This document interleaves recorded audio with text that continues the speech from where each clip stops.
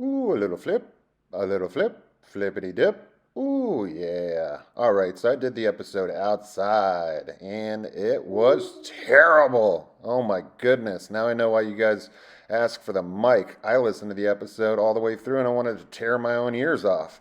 But here's a little highlight reel from the episode outside since we moved it indoors so that everything could be heard a little bit better. And I promise we're going to get that mic soon. But I wanted to show you guys this because, well, it was a cool shot and I had to do it, so I might as well put it up. And also, you could see the pristine background right there, which would be great habitat for that snake right there. Let's get into the episode. Boom! Yeah. All right, dudes and dudettes. So this is the second time that we're doing this. I was outside, and it was actually wonderful because I enjoy being outdoors. And with the native venomous that we have here, we're still allowed to bring those outside for like exhibition or shows or whatever it is. We can't bring any non-native venomous snakes outside, but we can still do our natives. So I was happy to be outdoors. It was hot, but I had a beautiful background with my backyard back there, right next to the perfect habitat that is what we're about to bring out here, this snake, which was actually a recommendation by somebody out here on the YouTube. A YouTube person of ours wanted to do an episode of the cottonmouth. So that's what I have here in this box. Now it's kind of a bummer. I did the episode. I was just trying to run through it and the wind is going. It sounds like crap. I understand why you guys want a mic. I want a mic too. As soon as we tinker with the mics downstairs to see if we can get it going with the phone, we'll use those, or I'll grab a lapel mic as soon as possible. Financial side of things right now isn't really warranting me to go and get a mic or spend that money. We have more important things, and we have new critters coming in and stuff like that. So between building and feeding and cleaning and regular bills, it's fairly difficult. However, I promise as soon as I can, I will get a mic for you. And I'm going to talk really loud during this episode so that all of you can hear to the best of your ability. But my apologies for the mic. I promise we'll clean that up.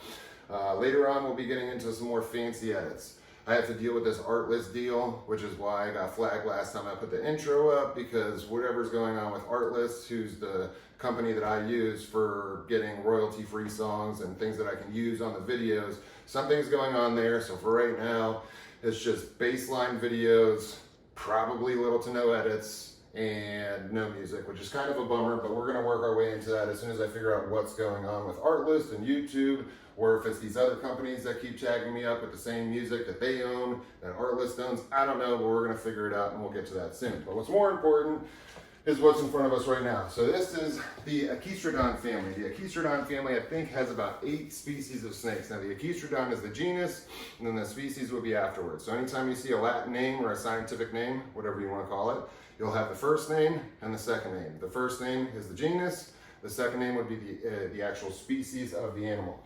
So this species was believed since like the 60s, and probably way before that too, to be Echistrodon piscivorus. So Echistrodon piscivorus was encapsulated all of the moccasins that we have around the states. They are native here to Florida. We have probably a huge population. I don't know the numbers, but these are the venomous snakes that we come across with the most. You see he's wiggling his tail right there, so they'll do kind of like a rattlesnake, and they'll use that tail, whip it back and forth. And although they don't have a rattle when they're next to the leaf litter and stuff, which is their usual habitat, they're going to be able to shake that back and forth and make that rattle sound, and it mimics a rattlesnake. Not that they need it, because they have plenty of juice inside that head yolks to get the job done. This is an extremely dangerous snake, and it's the most common venomous that we see here in Florida. Whenever we go road cruising, we'll find these guys more often than not, along with Nerodia. Nerodia is the water snakes. So the banded water snakes, brown water snakes, all the water snakes that we have here are all in the Nerodia family, and it mimics this snake right here. He's got a little poo on him, and I want to clean it off so bad. So tempted to reach down there and clean that off. Now, the characteristics are very similar. The patterns are similar. You can see this is a younger, more juvenile cottonmouth. When they're babies, they are born and they are gorgeous. And they have these patterns like you can see on this guy right here. But over time, they do darken up. And oftentimes when you see a big, huge adult water moccasin, it's usually tan and all black by that time. Just like most other animals, when these guys have their babies, and these guys do have live young, when they have those babies, the babies come out very vibrant, banded, very colorful, and the reason for that is just camouflage, to help them blend into their surroundings from the areas that they come from. Back to the scales and the mimicking from the Nerodia. Just speak today, man, speak. Words aren't working for me today. One of these days I'm gonna learn how to speak clear English. But the Nerodia does encapsulate what we see here, so a lot of people confuse the two. Now the biggest tell is obviously that big old noggin of his, and then if you look at the side of his face, he's got a little band that goes from the eye all the way back to the back of the head. That's the easiest tell. Obviously for me, I've seen a million cottonmouths, a million water moccasins, so when I see a water moccasin from a mile away, I know it's a water moccasin. For a lot of people, they don't. The Nerodia have smaller heads with little bug eyes. They look like they're shocked all the time. Those are the Nerodia. But rule of thumb is very simple. If you don't know what the snake is, just don't mess with the snake. Enjoy it from afar, then no accidents can happen. If you think it's a water snake and you pick it up and it's one of these guys and you get tagged, it is and can be a very fatal bite. And then this is a predominant hemotoxin that these guys carry, which means it's going to attack your blood cells, mostly your red blood cells. And things happen internally that are not very pleasant. So in a nutshell, oh man, there's the in a nutshell again. So in a nutshell, basically what happens is you're gonna have a lot of swelling, a lot of localized damage, and then necrosis, especially in the local area of the bite, where you can lose fingertips, you can lose a limb, and you can lose your life. A while back, we had a young dumb kid who was not in the industry, just a random kid, caught himself a water moccasin, had it for a couple of days, wanted to impress the ladies, went to kiss that cottonmouth on the head. I think I said copperhead, but either way, you get where I'm going with that. He had the cottonmouth, tried to kiss it on the head, and the cottonmouth kissed back. You've seen me kiss cobras on the head. There's a reason for that that I'm not going to go into, because I'm not going to teach everybody how and why we kiss a cobra. There's no reason for it. Keep your face away from the animal's face. My dad always taught me that. I didn't always listen, but at the same time, please keep your face away from the venomous snakes. Now, you don't see us kissing these guys. Some people do. I'm not going to do it. I wouldn't put my face anywhere near that. They have thermoreceptive pits. So these are part of the Viperidae family. Viperidae is your true vipers, but it's a subfamily of Crotalidae, which is basically all of your pit vipers. Pit vipers meaning they have the pits, the thermoreceptive pits. So think of alien versus predator when you think of these guys, or any pit viper.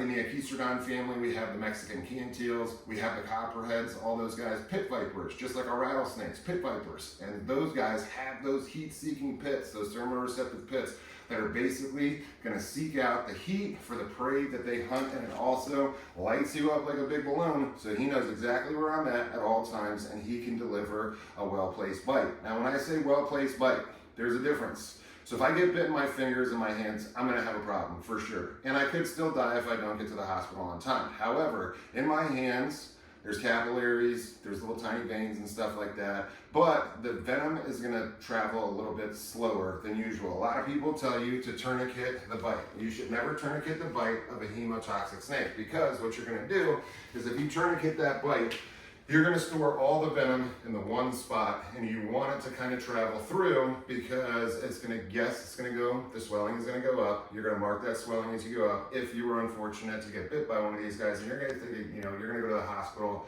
ASAP, calling poison control on the way, so that they can get in touch with the parties that they need to get in touch with and have you safe by the time you get to the hospital. However, if this snake were lucky enough to tag you in an artery or next to one of your vital organs, if he tags you in an artery, that venom is traveling through your bloodstream as fast as medication given to you at the hospital in an IV. Only faster because it's your artery. So that's a very bad, well-placed bite. That's what I'll do. If you ever hear me say well-placed bite with venomous, that's what I mean.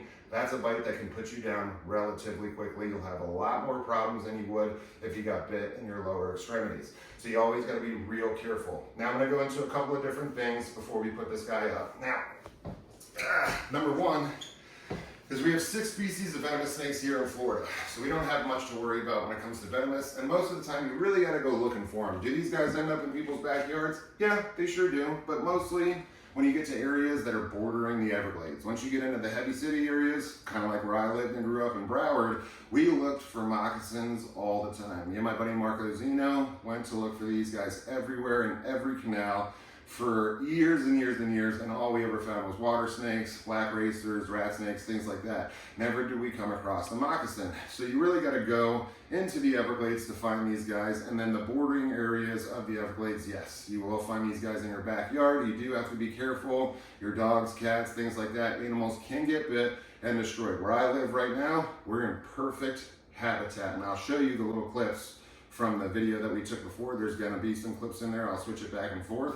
So you can see the nice clips, and then you can see the area that they're usually found in, which is why they have these keeled scales, which goes back to that Nerodia thing. It's all about habitat. They're constantly in the water, but just because they're water snakes doesn't mean they live in the water. They just live in the vicinity of that water. And I'm kind of bouncing back and forth here, but I promise I'll bring everything full circle. So they have those raised scales.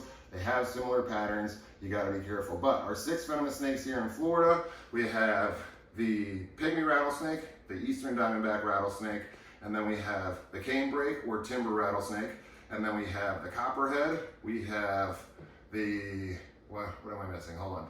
Water moccasin, pygmy rattlesnake, eastern diamondback rattlesnake, canebrake rattlesnake, copperhead, and then we have the elapid, our only elapid here in Florida and on the East Coast, which is our coral snake. So the coral snake is related to the cobras. Now the coral snake is small, and this is where I'm gonna go into, like, you really wanna know what you're looking at before you touch a snake. They have the rhymes, red and yellow, kill a fellow, red and black, don't hurt Jack, all that nonsense. Don't use a limerick or a rhyme to try and figure out if you're gonna be alive after you touch a snake. Now coral snakes are notoriously calm and notoriously, I'm not gonna say friendly because that's not the right word to use, but we have had stories of young children picking up these, beautiful snakes, because they do hang out in garden areas and stuff like that. So if you're gardening, pulling up plants, that's usually when you're going to find those guys. They're actually really hard to find. Up north, we see them a little bit more, road cruising, but down here, I don't think I've ever cruised one on the road, but I know other friends of mine have. Now, I always say, if you don't know what it is, don't touch it. We have the scarlet snake, we have the scarlet king snake, looks exactly like the coral snake. If you don't know what you're looking at, bad things can happen. But like I said, there has been stories of kids carrying around coral snakes in their pockets, sometimes for up to 8 hours, playing with these snakes, showing them to people, the whole 9 yards, and they don't get bit. If you are unlucky enough to get bit by a coral snake, that is the most potent toxin that we have here on the East Coast, drop for drop. However, it's such a minimal dose that they're gonna give you, and they really have to chew. They do have fixed fangs in the front, just like a cobra, but they're small, and when they do the bite, you have ample time to get to the hospital. And never bring the snake with you. Take a picture. Don't walk into the hospital with a snake. Terrible idea. If you ever get bit by a snake, take a picture, immediately go to the hospital and get yourself taken care of. Now the most dangerous snake, I think, here on the East Coast is our eastern diamondback rattlesnake. And the reason is because the volume of venom that guy carries and how much he can put into you in a millisecond is absolutely insane. And it's a lot like this guy right here. Big old dome on him, and this can be a fatal bite. And when these vipers bite, like the cobras will hang on, the coral snake will even hang on and dump venom. These guys can tag you in a millisecond and dump everything they got in there if they so choose to. They could hold back some venom. A lot of times it's a warning bite, so they'll give you a small shot and keep moving. But if you were to be like feeding one of these guys and they overshoot your tongues and you get a full food bite from this or an eastern diamondback rattlesnake, you're in a lot of trouble. So you gotta always be careful. Now that we've gone into all the snakes that we have here in Florida, and as far as the venomous goes, I wanna go into a couple of things. Number one, obviously this is not where the snake lives, but if I were transporting a venomous here in Florida, I would put him in a bag, tie it up, I'd put him in another bag, tie that up, zip tie around it, that would go in the box. This box would be shut, labeled venomous, danger, that whole thing. This whole thing would be zip tied. There would be screws put in to hold this top down to make sure that nothing can get out, and it's double bagged, so you have triple safety there, and then you're gonna label on there, this guy's a male, so it will be 1.0 Florida water moccasin, and underneath that you would put the scientific name, which now is Achistrodon canati. And that was 2015 that they changed the taxonomy on that. I think there's still a little bit of debate on that. There was the piscivorous, they were always considered piscivorous, now they're canati, so they're separating the western and the eastern and all that good stuff because these guys are found outside of Florida as well. But in 2015, I think the Florida Cottonmouth did get recognized as its own species. It gets really weird and it gets really confusing when you get into the taxonomy of these snakes and the genus and how they get split apart, because then there's other periotypes they call it, or paratypes. All these different things go into all these different snakes. Now you can see this guy is incredibly chill. When I cruise these guys, and I'll show you some pictures in a second here, when I cruise these guys in the Everglades, if I'm road cruising and we see these guys, when you walk up to them, they'll usually ball up into a circle and then the face goes back, they open that mouth, they show you the fangs, and that's where they got the name cottonmouth, because that's their defensive posture. So they're coiled up in a circle. I'll show you a picture right now. Boom, there it is. So there's your picture, wide open, and that's where they get the name. A big old white mouth, looks like it's full of cotton, hence the name cottonmouth. That's what's commonly known as the cottonmouth. Now, a lot of people say these guys chase people. This guy's got every opportunity to chase me if he wants to, and he's not going to do that, nor is any other snake in the wild. The only time that you're going to get chased by a snake is if you're absolutely messing with that snake. Now, these guys, like I said, will freeze, and they'll show you that defensive posture just to let you know, hey, I'm dangerous, back off, all that good stuff, and eventually they'll take off as well. I've never seen a water moccasin chase anybody. Now, I'm going to show you the proper way to do things. I'm going to show you the improper way to do things. Proper way, I have my hook here. Now, this hook is very thin, and it's a smaller hook, and for me, I have no right bicep, so when I hook these guys, I'll usually choke up on the hook more than most people would, and that's just because I don't have a bicep.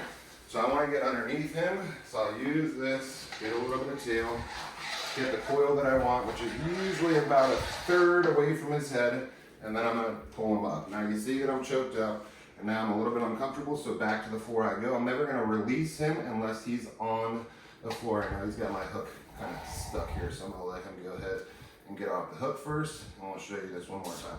Now I can, if I want to, kind of keep my hands off and do a quick motion right into the box, and then right back out we'll go, just because we're showing you guys. But remember, it's a big bodied snake. This hook is going to become uncomfortable for him. He's still at the size where it's possible, but they have the double hooks that come across. So you have two of these basically, so it evens out basically the surface level of the snake that's touching the hook has a little bit more, so you're not just putting all the pressure just on that point. They also make flat hooks for when this guy gets a little bit bigger. That's going to keep your snake comfortable. It's going to keep him less defensive. And if you have a comfortable snake, you're in a good situation. So a couple of ways to do it. You can do it just with the hook, which is usually what I'll do when I'm cleaning. And then there's the tailing technique. So the tailing, you really want to be watching that head at all times whenever you're going to tail the snake, because right here he's in perfect distance. He could shoot around, he could grab me by the hand, and then we're going to have a really bad day. And everybody knows that I hate the hospital and I don't plan to go today. So to get the tail, I'll go ahead and lift up.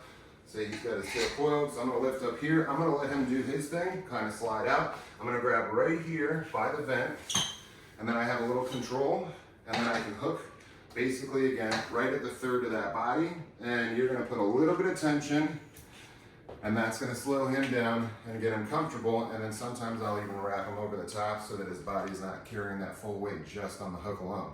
But I see a lot of people will basically grab the tippy tip of this tail. Now he's on the hook right now, so I'll do it here because I'm not really pulling on it, but they'll grab right here. That's not a problem for you. That's a problem for the snake. This poor guy. There is little bones in there, just like in our backbones, there's little bones. So if he spins or if he wiggles, you can easily break that tail if you don't have enough of it. So I'm not saying choke up all the way to the middle of the snake, but get at least a good enough grip where you're not gonna hurt the snake. The biggest thing for me is keeping the snake safe. So the second biggest thing is keeping all of you guys safe. I do certain things the way that I do it. I always tell anybody, if you see anything that I do, don't repeat anything that I do unless it's the safe way to do it. You want to keep yourself safe. You want to stay out of the way of a snake bite. I promise you, it's not fun. I've been bit by gators, I've been bit by venomous, and I'll tell you what, the gator bites, at least you know what you're working with as soon as it's done. The snake bites, you have time to contemplate whether or not you are gonna make it out of that situation. So you have plenty of time on the way to the hospital, most of the time, sometimes you don't. You got plenty of time on the way to the hospital to debate what you're doing, how your life went, what regrets you had. Are you gonna die? Are you not gonna die? Making phone calls to family and friends. I know a lot of my friends have been through the same thing, as have I. It is a terrifying experience, but we continue working with these animals to understand basically everything that we can about them, and we care a lot about these animals. So it's not going to stop us from doing what we're doing, but at the same time, we don't want anybody to get hurt over the things that we do. I would love to do educational stuff where I don't have to do anything crazy. Unfortunately enough, most of the time, the biggest paydays are for me putting my face in an alligator's mouth, putting a cobra up to my face. And I'm not saying that I don't enjoy it, but in my 20s, I felt like I was invincible. I'm older now, I have kids, I have a family, and I always worry about them more than I worry about myself. So I don't want to get hurt, I don't want my animals getting hurt, and unfortunately enough, shock and awe tends to pay off a lot more than regular good old education. That is the bummer that it is. So a lot of the times you'll see me, some of my friends, we post pictures, we post the things that we do. It's not to replicate it. It's basically what we've been doing forever and a day because that's what got us paid, especially when I was in my early 20s. That's what paid to feed my family. That's what we did. And I enjoyed it, but if I could step away from it and do more education, more training, more power to me. But unfortunately enough, everybody wants to see the dangerous side, which we're going to show you right now. So I know this snake, and although I would do this with a snake in the wild, I don't suggest doing it with any, especially a pit viper, but everybody wants to see the cool, well, he's going to get a little fussy here. Everybody wants to see the cool free handling thing, and there is a lot of debate on the free handling. It's going to ruin the hobby and all that stuff. It's not going to ruin the hobby. Whoever's taking the risk is going to ruin that person, and I don't want anybody to get ruined over a snake bite. But the reality is, as you see, that when the snake is on the hook, he is a little less comfortable than he is right now. Why? Full body support. He is not being strained in any place. There's no amount of pressure being put on any point of his bottom. His ribs aren't being crushed by the little hook, and that's why a lot of times you'll see a snake that's a little bit more comfortable or appears to be a little bit more comfortable when somebody's free handling the snake. And unfortunately, this is what people want to see. And although, yes, I can do it. Yes, it's free handling. Yes, you stink so bad, Mr. Snake. But he could turn around right now, and if he does, just like he is right now, down to the floor, but he could turn around and he could whip and he could snack a nasty little bite into me in a very quick fashion, and it could turn this day into a very bad day. So please, guys, there is no reason for this. And I'll show you a picture of this outdoors because we did it outdoors as well. So yay, I got to do it more than once today, but not the smart way to do things. Very, very dangerous with these guys. And like I said, it's not worth your life. Let me tell you what, my friend, for me, calm down, camera guy. So for me, I've been doing this since I was a kid. I was a tiny little munchkin. We always had alligators. We always had crocodiles. We had everything that you can imagine under the sun. We kept, and I've been doing it for a long time. I've been bitten by everything under the sun. That is not something to be proud of. Bite Force came on because of a name that I got that actually stuck because it is catchy, and I do enjoy the name, but you should never be proud of the failures of what you do with your job. And basically, every time we get bit, every time we have an accident, number one, it's not his fault. He's not doing anything wrong. We're the ones messing with him. So if that snake bit me, would I blame the snake? Absolutely not. I'm gonna take him, I'm gonna put him back into his home, and I'm gonna go take care of what I need to take care of. But at the end of the day, like if you're not keeping your own anti-venom, if you're not stocking your own stuff, which is actually difficult to do, then you shouldn't be putting hands on anything as well. You have your tools, you have your stuff. For me, especially with the big snakes, when you see me with cobras, you'll never see me with a hook because of my arm. There's just no possible way for me to put that big of a snake on the end of a hook like this. It's too much weight and there's gonna be absolutely no control. But when I put hands on a snake or do anything with an alligator, that is not what makes me cool. And for all of you guys out there that want to do the free handling and all that stuff, that doesn't make you cool at all. It doesn't make me cool. It doesn't make my friends cool. Can we do it? Yes. Do we enjoy it? Yes, we've enjoyed this for our entire lives. Do we choose tools over free handling? Yeah, we do.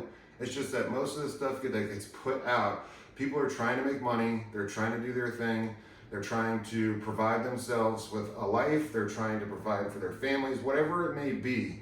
And unfortunately enough, shock and awe gets more than education, which is sad. We should have more education over shock and awe, but we do what we do. It's a dangerous job. It's a dangerous life, and we don't want anybody else put in danger, especially if it's just a hobby. Keep them, enjoy them. And then what makes you really cool, in my eyes, is if you do the research. If you get the animals and you have the animals and you keep them safely and you keep them healthy and you make sure that those animals have great lives for their entire lives, nothing's being overfed, you have a varied diet, the animal's happy and healthy for its entire life and it has a really good life, that is what makes you guys cool. Not this. Not the free handling, not the kissing of cobras, not the alligator stuff. And I know everybody loves that, as do I, but that for me is not what makes it. That's not who I am. That's what I do. Who I am is the person that cares for these animals more than his own life, and period, in the story. That's how it goes. That's what makes me, well, I'm not gonna say I'm special. I don't think I'm special at all, but at the end of the day, when people out there say good things about me, I would rather, be known as a guy that loves his animals more than the guy that can put a cobra in his face this close with his mouth open and risk that, because any of those times can end in death. So again, what makes you cool is how much you care about your animals. That's what I want to see. That's the cool stuff. So moral of the story, ladies and gentlemen, there's your, man, I should have got the poster's name, and I had it right in the back of my head too. But the original comment came from somebody out there, wanted the old cottonmouth story, so we gave you the old cottonmouth story, and that's our Florida cottonmouth right there. Thank you guys very much for joining the channel. We're gonna try and put up the Patreon link. It hasn't worked yet. The Facebook link worked, but we're trying to get the hyperlink for the Patreon to work. Maybe it'll work this time, maybe it won't. For all you Patreons, I love you. Thank you very much. For everybody out there that supports and watches this channel and hits the like button or does whatever else needs to be done for like algorithm things to happen, we appreciate you more than you guys know. That's why we answer your comments. That's why we get invested in you guys just as much as you get invested in us. We appreciate the support. But stay safe, be careful, take care of your critters, take care of yourselves, love one another. Peace. I'm out. Boom.